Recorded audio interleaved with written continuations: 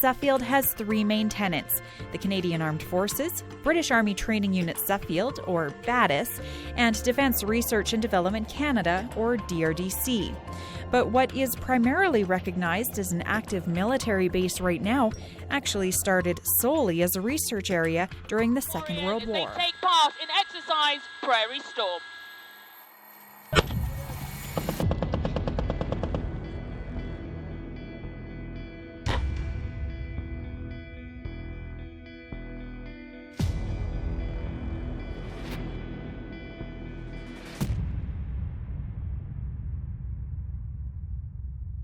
Royal Welsh are taking the lead on Exercise Prairie Storm here on Batus. It's to demonstrate their ability as a lead armoured infantry battle group working with 10 supporting units.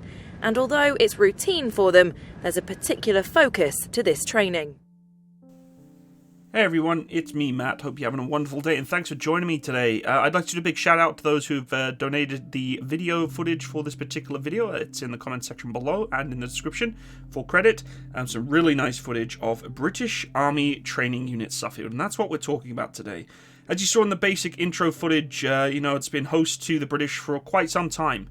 It's been around for a very long time, in fact, all the way back until the 1970s, hosting both the Canadian Armed Forces, primarily the British Armed Forces, and the Defence Research Facility, which is designed to basically test all sorts of weapons and all sorts of technology for the Canadian Armed Forces. Batus has a strong place in my heart, and the reason for that is, first of all, it's one of the most incredible training opportunities you can get in the British Army back in the day, and also because it allowed me to move here, where I live today, as a British Army veteran and now Canadian Army serving reservist. And Batus has so many fond memories for me. If you're not sure exactly what Batus is, or British Army Training Unit Suffield is, it is a subsidiary section or portion of CFB, or Canadian Forces Base Suffield, which is located about 3 hours southeast of Calgary, here in Alberta in Canada, in Western Canada. And it is the biggest training area that the British Army has ever utilised. It is absolutely massive. I can't actually put it on scale. It is gigantic. And it has so much capability for putting battle groups into live firing, training exercises, and of course blank firing, tears, or laser training that you can see these troops are doing right now. It is the best form of large-scale level training you can find out there. Now, of course, in recent years, things have changed, unfortunately. And it brings a little bit of a sad, feeling, in all honesty, knowing that Batus is just not what it used to be. I actually went to do some work for the Canadian Armed Forces there about a month ago. Went to go and get my ID renewed. And I was in CADPAT, I was in Canadian Armed Forces uniform, and it felt surreal being, in Batus on the British camp side, where the military police are to change your IDs are, and being there and seeing nothing. There is nothing really left in British Army Training Unit Suffield. The base itself is divided into two sides of the highway. The majority of the British training side is on the one side, and the other side is the Canadian Armed Forces personnel, because it is still an active Canadian Armed Forces base as well. And when I went there, getting my ID, I was able to talk to a good friend of mine who works as a civilian for the Department of National Defence in the mechanical shop. And he used to actually, work very heavily and closely with me when I was doing armoured repair and exercises and training in Batus. And I was able to meet up with him. It was the middle of the week and he was at work. And I said, hey, do you mind if I stop by? And, I went over to the workshop and it broke my heart. It really did. There is literally, and I mean this in every sense of the word, nothing there. All tanks, warriors, CVRTs, everything wheeled is gone. The Land Rover that I bought, and now have unfortunately sold, the Land Rover vehicle that I purchased, the Wolf, I actually purchased from surplus from Batus. There's nothing there, guys. And it was devastating to see. And he himself was just like, I'm not sure what they're going to do. I'm not sure what the Brits are going to do with this place. Because it's not being actively used for major training.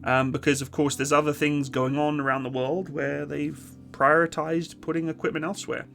And knowing that, how much equipment was and how much activity was on site in Batus during the time that I was there compared to what it is now, it's almost spooky. It really is. You know, warehouses completely empty. No British soldiers anywhere. Barely. I mean, I think I saw one, and he's probably an administrator. Apparently, there's only about 6 or 7 troops left on Batus in terms of the mechanical side of things, or the engineering side, that are left there, and basically just to kind of hold the fort. Now, that's not saying that the Brits have left. The Brits are still in Batus. They're still utilizing it. It's still part of their, contract.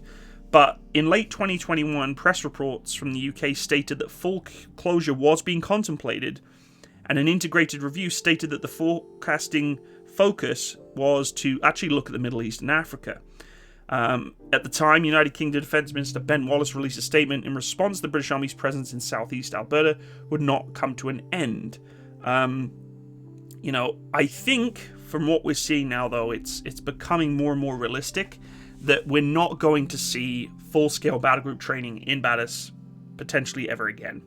And that's really upsetting to me, because the amount of history, the amount of memories, the amount of capability Batus has, and the experience that troops get when they go there is just incredible. I mean, not only the training itself, but I think just the exposure of a different country, being able to travel around myself, able to frequent the Canadian culture is something that every soldier could take away with them. I mean, the number of exercises I've been on in Batus, I think I've done 4 major exercises, 2 major attachments, winter repair and summer repair, permanent and temporary staff, and I loved every single second of it. From live firing exercises to, working my socks off non-stop for almost 4 months in the winter to get the battle group ready to go again.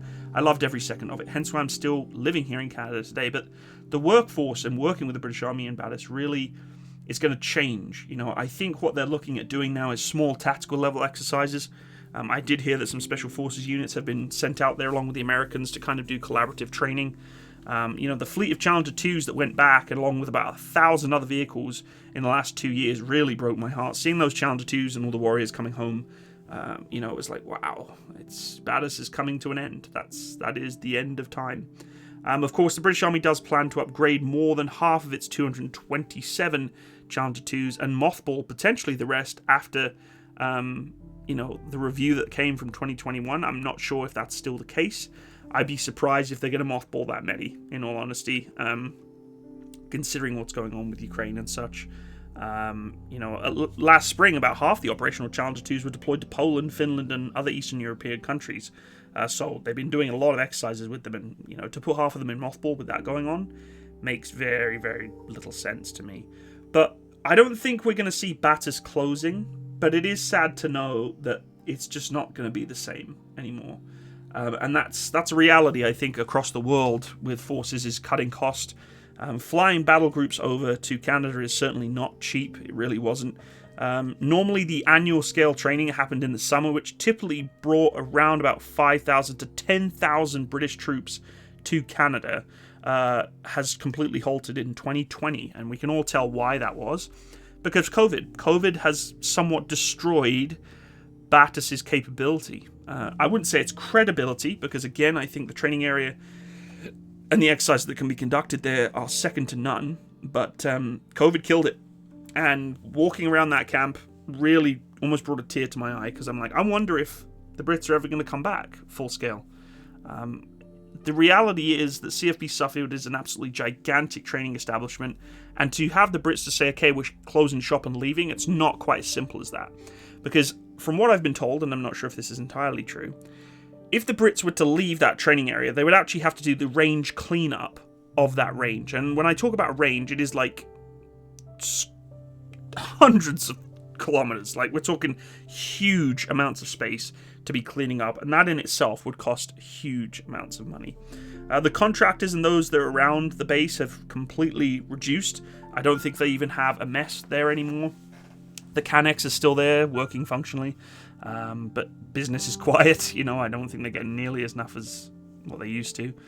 We still train there here from where I am working in the Canadian Forces. We train there quite regularly, live firing when we need to. So I don't think they're going to close CFB Suffield in the near time or the near future, because it's a great training establishment just for us as Canadians. But You know, I think we're in a new generation of British Army training. It may be done in cheaper and more closer to home training establishments or countries than Canada would be. And we may not ever see Challenger 2s back in Canadian soil. We'll see. I'll be surprised if they don't, but who knows what the future holds. So if you guys have any information or new information on what is going on with British Army Training Unit Suffield here in Canada, please let me know. And I'd appreciate you all stopping by on today's video. Please guys, click that little like and that thumb button. It really does help the channel out so much. And of course, if you did enjoy today's video, make sure you click the subscribe button, and of course also click that little bell by the subscribe button so you'll be notified of videos coming up in the future. Thanks again, folks. Have a wonderful day. Bye bye.